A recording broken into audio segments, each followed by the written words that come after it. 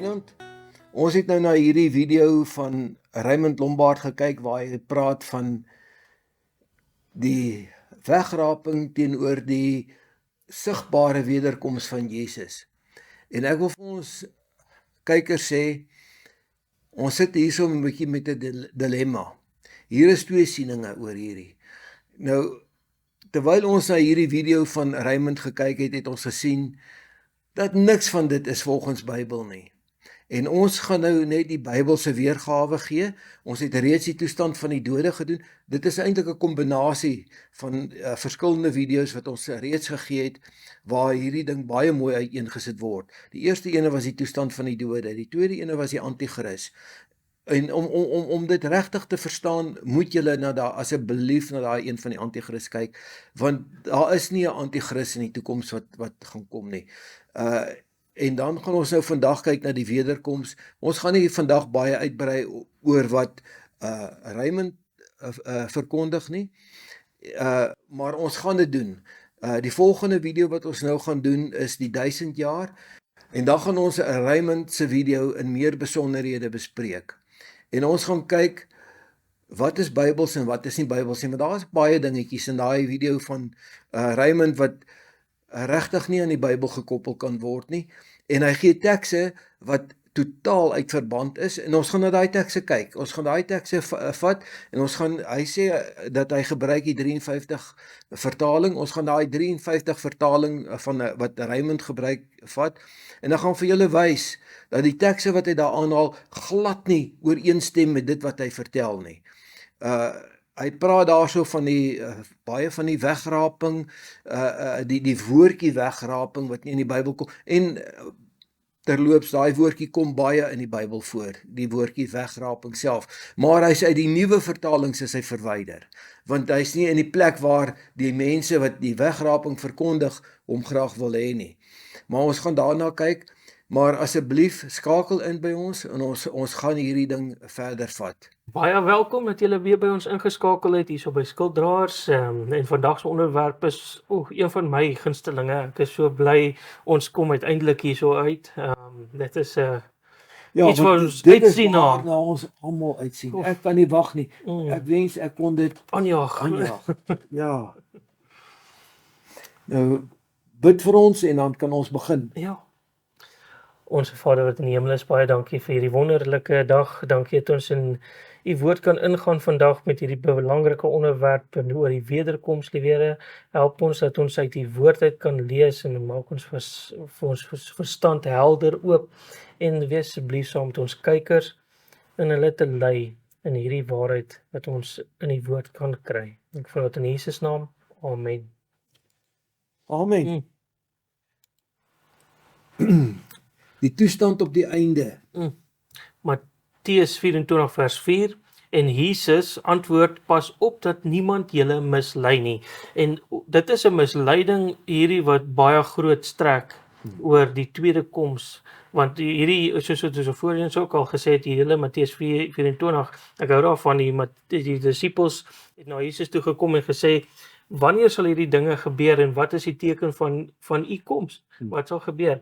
En dan is sy eerste woorde was, pas op dat niemand julle mislei nie. En hy herhaal dit in hierdie hoofstuk 3 keer. Moenie mislei word nie, moenie mislei word nie. Ja, jy sal hoor van oorlog en gerugte van oorlog. Een nasie sal teen die ander opstaan. Okay, ek wil net gou hierso verduidelik. As jy na die strongs toe gaan, dan gebruik hy die woord etnos. Dit gaan etniese geweld wees. Etniese volke gaan teen mekaar opstaan. Etniese nasionaliteite gaan teen mekaar opstaan. Hy verwys nie noodwendig na volke, alhoewel daar oorlog en gerugte van oorlog ook gaan wees. En hongersnode, dit is en pestsiektes, aardbewings en natuurrampe. Boosheid, absolute boosheid op die aarde. Ja. Want die mense sal liefhebbers van hulle self wees, geldgieriges, grootpraters, trotsaars, lasteraars, ongehoorsaam aan hulle ouers, ondankbaar, onreg. Jy kan 'n hele preek net oor daai gee, maar dit is verskriklik. En dit is presies hoe die wêreld vandag is dit nie? Ja. Hoekom word almal boos? hierdie vers sê dit vir jou duidelik, maar die Gees sê uitdruklik dat in die laaste tye sommige van die geloof afvallig sal word en verleidende geeste en lering van duiwels sal aanhang. Ja, want die mense, jy weet in die ou dae, as iemand met satanisme betrokke raak, dan was hulle gesê, dis 'n heks en daai heks was verbrand gewees of doodgemaak of in die tong gegooi. Nou word dit sommer verwelkom. Dit is nou oral. En almal gee hulle nou net oor aan die leiding van die bose. Die grootste vervolging ooit. En dit sal 'n tyd van benoudheid wees soos daar nie gewees het vandat 'n volk bestaan het. Maar in die tyd sal jou volk gered word. So ons kyk nou hierso na die grootste vervolging. In Engels praat hulle van die tribulation. Ja. En almal weet van die tribulation. Want al die kerke praat daarvan. Ja, maar hier gaan 'n bietjie 'n wysiging wees teenoor dit wat die wêreld sien, hè. Hulle volg vir verdraaide leerstellings. Ja. Matteus 24:20 en bid dat julle vlug nie in die winter of op die Sabbat mag plaasvind. Nou, baie sê, maar die Sabbat is nêrens in die Nuwe Testament nie, nê. En tog sê hy, hier kom 'n vervolging. Ons het nou net in Daniël gelees. Nou lees ons die vervolging verhaal in Matteus en hy begin met hierdie vervolging verhaal deur te sê bid dat julle vlug nie in die winter of op die Sabbat mag plaasvind nie. So dit wys jou weer hoe groot die Sabbat vir God is, dat wanneer hierdie vervolging kom, wil hy nie eers hê dat sy heilige dag op sy geseënde en geheiligde dag, die onveranderlike Sabbat wat nog Saterdag is, moet vlug nie. Vlug liewer op die verdraaide Sabbat, Sondag. Want dit is die enigste dag wat God geseën en geheilig het, en dit is die dag waarop hy 2 keer gerus het. By die skepping, en toe hy sy verlossingswerk afgehandel het, het hy weer op die Sabbat in die graf gerus. Want dan sal daar groot verdrukking wees, soos daar van die begin van die wêreld af tot nou toe nie gewees het, en ook nooit sal wees. Ja, dis 'n groot vervolging. En weet jy, ons moet dit ernstig opvat. Dit is. Want ons staan nou op die vooraand van daai vervolging. Sal God se volk deel in die verdrukking? Dit is nou die groot vraag, want vandag sê die mense, na die vervolging, dan kom daar 7 jaar, en in die middel van die 7 jaar, dan kom die Antichrist eers. Ja. Die Antichrist was al hierso in Jesus se tyd, en die Antichrist het al miljoene van God se kinders doodgemaak, en hy sit in die tempel, in die Vatikaanstad, die stad op 7 berge, daar is nie 'n Antichrist wat gaan kom nie. So, dit is baie belangrik dat ons moet weet, gaan God se kinders deel in hierdie verdrukking of gaan hulle nie? En God se kinders gaan deel in hierdie verdrukking. Hierdie vers sê dit mooi. Daar was 'n groot menigte wat niemand kon tel nie, uit alle nasies en stamme en volke en tale.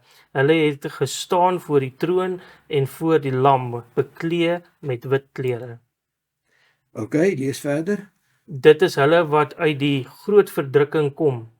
En hulle het hul klere gewas en hul klere wit gemaak in die bloed van die lam. So, dit is hulle wat uit die groot verdrukking kom. So, waar gaan God se kinders wees? Voor die of na die verdrukking? Hulle gaan in daai verdrukking wees. En direk na die verdrukking kom Jesus. Ja. Hy kom om ons te red uit daai verdrukking uit. En om die goddelose te vergeld soos wat hulle dade was. Nie om hulle in 'n ewige vuur te gooi nie. En teen wie spesifiek gaan hierdie vervolging wees? Dit sê dit baie duidelik vir ons. En die draak was vertoornd op die vrou, en hy het weggegaan om oorlog te voer teen haar ander nakomelinge, wat die gebooie van God bewaar en die getuienis van Jesus hou. Nou, as ek praat van of die Bybel praat van die gebooie, is dit al 10 of is dit net 9? Nee, dis al 10. Ja. Dis almal van hulle. En as een gebod heeltemal verander is dit nog 'n gebod? Nee, dan is dit Lucifer se gebod. Ja. Want net Lucifer verdraai God se gebooie. God se gebod sê, op die 7de dag moet jy rus, want in 6 dae het ek die wêreld gemaak. Nou sê hulle, nee, ons moet die Sabbat moet op die eerste dag wees, wat herdenk jy dan? Dan kan jy mos nie skepping herdenk nie. Want die skepping was eers daar en toe die rus. So ons moet 6 dae werk en dan op die 7de dag rus. Jy kan nie op die eerste dag rus en dan gaan werk. Nee. Die verseëling van Israel en wie is hulle? Nou, hierdie is belangrik ook, want baie mense dink Israel, as die Bybel praat van Israel, dan praat hy net van die Jode in Jerusalem. Ja. Nee, dit is nie die geval nie. Kom ons kyk wat sê die Bybel, wie is die werklike Israel? Kon die uitlander van antieke Israel kon die uitlander deel van antieke Israel word? Tog het baie Egiptenare saam uitgetrek. Dit was 'n as jy al gelees, was want hulle het gesien wie die ware God is. Ja. En met al daai pla wat geval het in Egipte, het hulle agtergekom, hoor hierso, hierdie is die ware God. En toe hulle uitgetrek het, toe besluit hulle nee, hulle moet saam met die nou daar was 12 steens van Jakob gewees. Waar het hulle vroue gekry? Uit die heidene nasies om hulle. En Israel het nie vir hierdie klomp Egiptenare gesê nee, julle kan nie saamtrek nie. Hulle het saamgetrek. En die wat God aanvaar het en getrou gebly het deel geword van Israel. So Israel was almal wat God volg. Die vreemdelinge wat by julle vertoef, moet vir julle wees soos 'n kind van die land wat onder julle is, en julle moet hom lief hê soos jouself. Ja, so hulle kon nie daai Israeliete die Egiptenare uitgegooi het nie. En enige iemand wat wil bykom, was welkom om by te kom as hy hulle God aanvaar het. Dit is 'n studie wat ons weer vorentoe na gaan kyk. Want hulle is nie almal Israel wat uit Israel is nie. Daai maak dit duidelik. Ja, dit kan nie duideliker kom nie, nê. Nou wie is hulle dan? En as julle aan Christus behoort, dan is julle die nageslag van Abraham en volgens die belofte erfgename. So as die Bybel praat van Israel, dan praat hy van daai wat volgens die belofte die nageslag van Abraham geword het, Israel. So almal in Israel is nie Israel nie, want baie Israeliete verwerp Jesus. En jy kan nie in die hemel ingaan as jy Jesus verwerp nie. Nou, na wie toe moet hierdie evangelie gaan? Ja, dit is 'n ewige evangelie om te verkondig aan die bewoners van die aarde. Stop net daar. Baie sal nou sê, as ons praat van ander nasies, stamme, tale en volke, ja, maar God se kinders is tussen hulle. En dit verwys na God se kinders tussen. Nee, dit is nie waar nie. Bewoners van die aarde, as ek sê die bewoners van hierdie aarde, dit sluit almal in. Ja, is die Boesmans ingesluit. Almal. Ja, hy is ingesluit. Ja, en die rooi Indiane, Eskimo's. En die Eskimo, almal is ingesluit. Enige iemand wat Jesus aanneem en hom, maar daar is sekere stamme wat in meerderheid baie anti-God is. Wat hulle eie ancestors volg en goed. Hulle is verlore, maar as daar een onder hulle is wat besef, maar hierdie is die God en ek gaan hom volg, dan gaan hy gaan gered word volgens die Bybel.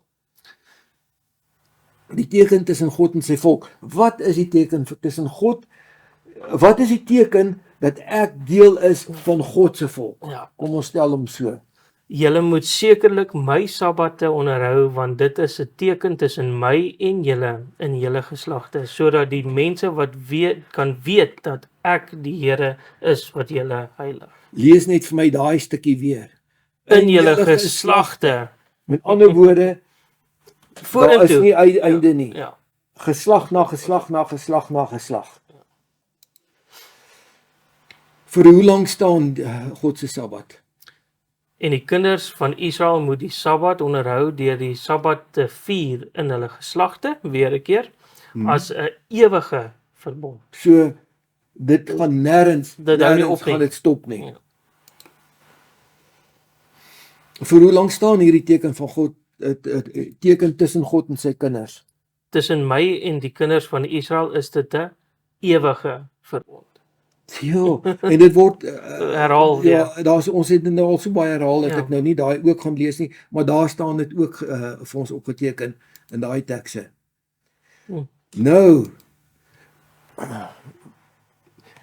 Want ek maak 'n nuwe hemel en 'n nuwe aarde, en elke maand op die nuwe maan en elke week op die Sabbat sal alle vlees kom om te aanbid voor my aangesig, sê die Here. so hy het nou in die Ou Testament vir ons gesê, hierdie gaan nie ophou nie. Nee, dis in die geslagte moet jy vir ewig. Vir ewig gaan dit Ja. aanhou. En hierso sê hy, en in die nuwe hemel, waarna Jesus gekom het, gaan dit nog steeds elke week op die Sabbat. Sabbat sal almal voor God se troon kom en saam met met Jesus die Sabbat vier. En dit is hoe hy wil hê ons moet dit vandag doen. Hy sê spandeer hierdie dag saam met my as my bruid. Ek is die man, julle is die bruid. En kyk, by die ingang van die tempel van die Here, tussen die voorportaal en die altaar was omtrent 25 man met hulle rug na die tempel van die Here en hulle gesigte na die ooste, en hulle het hul voor die son neergebuig na die ooste. Na die ooste. Dit is sonaanbidding, is Dis altyd na die ooste. Daar was ander gode ook gewees, ander sondes ook wat hulle gepleeg het, maar die ergste van alles, want na elke sonde wat die Here vir Esegiel wys, dan sê hy, kom ek wys vir jou nog 'n groter sonde, en dan eindig hy met hierdie ene wat die ergste van alles is, en hulle het die son aanbid. Ja. En maar nou, wie gaan God se seël eendag dra? En die Here sê vir hom, Dis die engel. Ja. Hy sê dit vir die engel. Ja, trek dwars deur Jerusalem en maak 'n teken op die voorhoofde van die manne wat sug en steen oor al die gruwels wat daarin gedoen word. Okay. Nou moet hy hulle 'n teken maak, ja. So die mense wat sug en steen oor hierdie sonverering en Ja. sonaanbidding, sê hy, hulle sal eendag in die oordeel wees, en almal wat sug en steen daaroor, hulle sal God se seël en sy merk op die voorhoof dra. As God se geseënde heilige Sabbat Saterdag sy seël op die voorkop is, wat kan Satan se merk tog wees? Presies net die teenoorgestelde. Ja, ek dink nie dit is 'n moeilike vraag. Dit is en hulle, ons het dit nou al gesê, hulle sê dit self. Ja, Sondag is ons merkteken van gesag. ja, hier het ons nou God se Sabbat Saterdag en ons het die pauslike Sabbat Sondag, en dit gaan nie regtig so seer oor die dag. Nee, dit gaan oor wie aan hom bid. Ja, as die gesag, wie se gesag erken ek? Wie se gesag? Ek erken of God se gesag of die pauslike se gesag. Ja, op sy dag wat hy geseën en geheilig het, of ek aanvaar die dag wat die paus ingestel het, dan aanvaar ek die paus se gesag en hy word my God. Ja, dit was nie moeilik om dit uit te figure nie, nee. So opsommend, wat gaan nou gebeur? Kom ons kyk gou-gou. Hierdie gaan nou net dit in volgorde alles deurhardloop. Die draak en al sy agente voer oorlog teen die wat A, die gebooie van God bewaar, en B, en die getuienis van Jesus hou. Ja, so dit gaan nie net oor die gebooie nie. Dit gaan oor, ek moet die Sabbat hou soos Jesus hom gehou het. Ek moet doop soos Jesus, ek moet die nagmaal vier soos Jesus. Ek moet teenoor ander mense wees soos wat Jesus was. Ek moet absoluut sy karakter aanneem. Ja, ek moet sy karakter uitlewe. En sy gebooie is deel van sy karakter. En die tempel het vol rook geword en niemand kon ingaan in die tempel voordat die 7 plaae van die 7 engele volëindig was. Okay, so Jesus volgens Hebreërs is besig op die oomblik as ons hoëpriester om vir ons versoening te doen in die hemelse allerheiligste. En wanneer hy daar uitkom, dan trek hy sy priesterkleed aan en hy trek 'n kleed aan van wraak en dan word sy wraak uitgegooi, en op daai stadium wanneer dit gebeur, is dit wanneer die vervolging op die oomblik aan die grond is.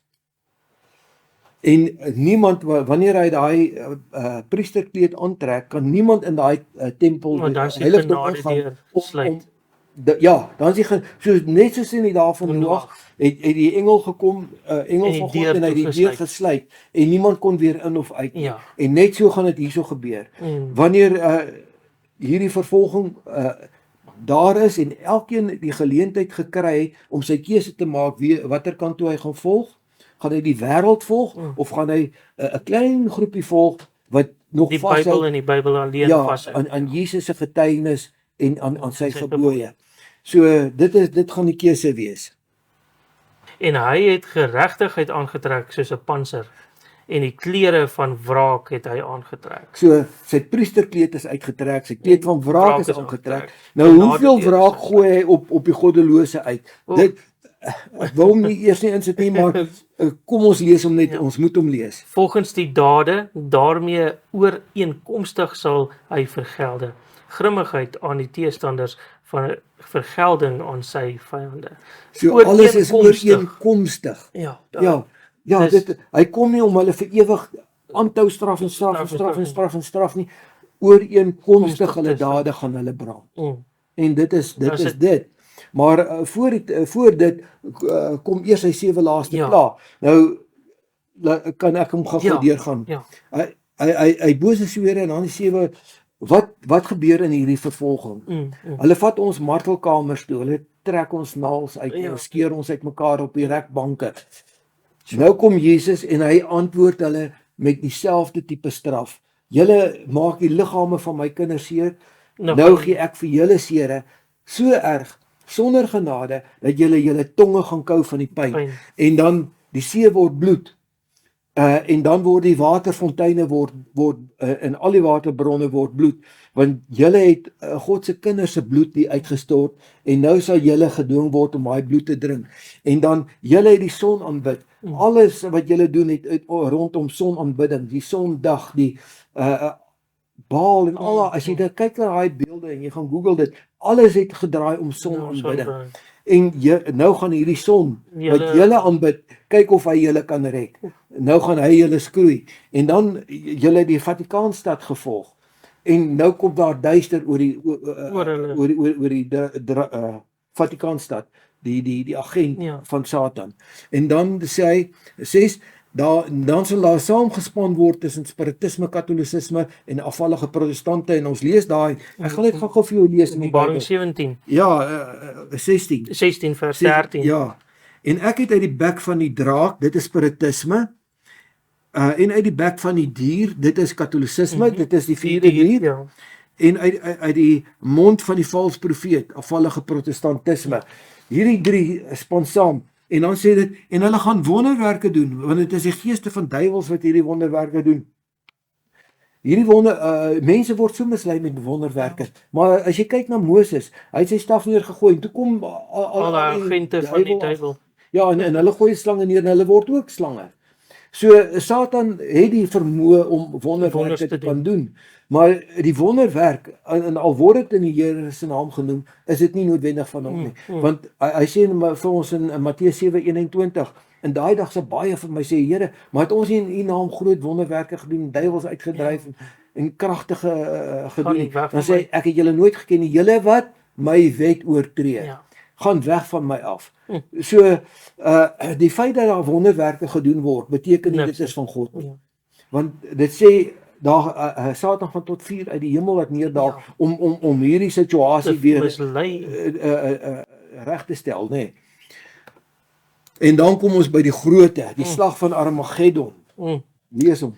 En 'n groot stem het uit die tempel van die hemel gekom, van die troon af, wat gesê het, dit is verby. Ja, wanneer daai stem oor die aarde rol, word Jesus se kinders se grafte oopgeskit. Onthou, wanneer dit gebeur, die aarde is besig om te skud. Kom ons lees dit gou. En daai stem gaan al God se kinders wakker maak. En dadelik, na die verdrukking van daardie dae, sal die son verduister word en die maan sal sy glans nie gee nie, en die sterre sal van die hemel val. Nou ek wil net gou stop op hierdie verdrukking. Direk na die verdrukking is daar nie 7 jaar nie, daar is nie 'n anti-kris wat kom nie. Direk na die verdrukking word die son verduister, die maan gee nie sy glans nie, die sterre val. Kom ons kyk wat gebeur. So dit gebeur direk na die verdrukking, wanneer hierdie verdrukking op sy ergste ontrent is, Dan kom hierdie plaag Ja. en dan kom Jesus in die 7de plaag. En hierdie plaag gaan kom oor 'n tydperk van 1 jaar. En die slag van Armageddon is 15 dae. Nou dit is die tydprofesie. Ja. Een dag is 1 jaar, Ja. né? Want soos die weerlig uit die ooste uitslaan en tot in die weste skyn, so sal dit die koms van die seun van die mens wees. Dit is nou in hierdie tyd wat Ja. hierdie donderslae en aardbewings en alles is. En daar was donderslae en bliksemstrale en daar het 'n groot aardbewing gekom soos daar nog nie gewees het vandat die mens op die aarde was nie. Dit moet een massiewe aardbewing wees. En ek sien uit na daai aardbewing wanneer die grafte van al God se kinders oopskeer en die goddelose gaan na die berge toe hardloop en sê, sê val op ons. Daar gaan nie weer 'n tyd wees vir hulle om tot bekering te Nee, kom. daar's net een. Soos wat die Satan die boodskap die Ja, wêreld. jy het nou 'n kans om jou keuse te maak.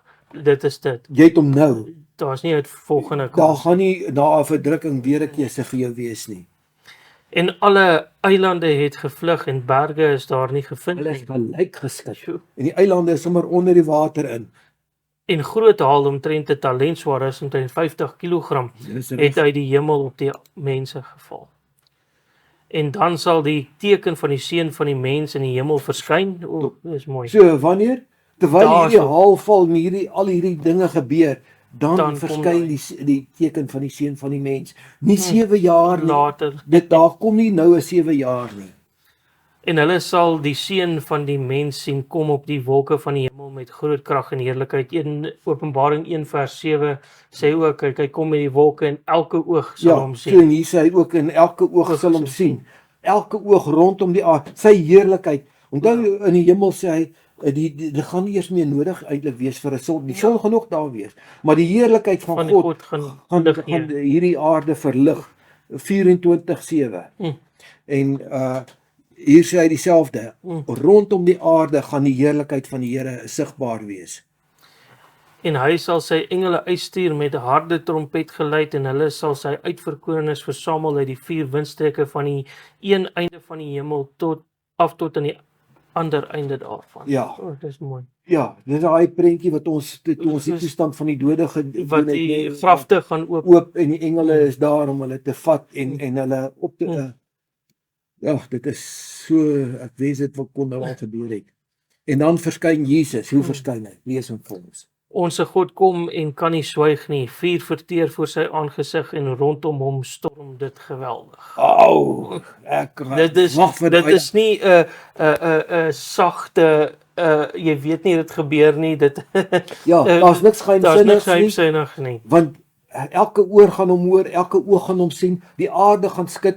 Die goddelose gaan verander, nie verander nie, die regverdiges gaan verander en nuwe verheerlikte liggame kry. Hulle gaan hulle en saam met die regverdige dooies gaan hulle Jesus tegemoet. Die goddelose hardloop na die berge toe. Daar's niks geheimsinnigs nie. Want die Here self sal van die hemel neerdaal met 'n geroep, met die stem van 'n aartsengel en met die geklank van die basuin van God, en die wat in Christus gesterf het, sal eerste opstaan.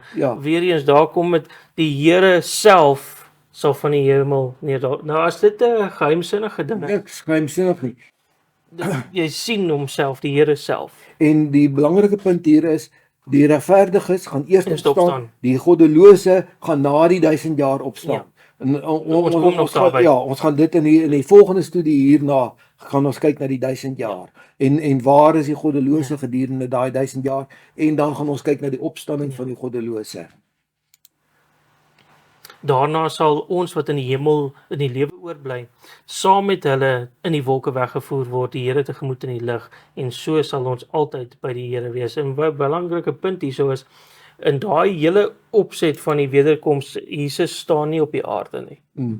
Ja, ons gaan hom tegemoet. Ons gaan moet hom in die lig, en dis waar hy ook sê, as hulle vir julle sê, hy kom kyk, hy's hier, of hy's, moet dit nie glo nie. Ja, want hy gaan nie met sy voete op hierdie aarde staan nie, in hierdie gebeurtenis. Ja, want hoekom gaan ons hom dan tegemoet? Ja.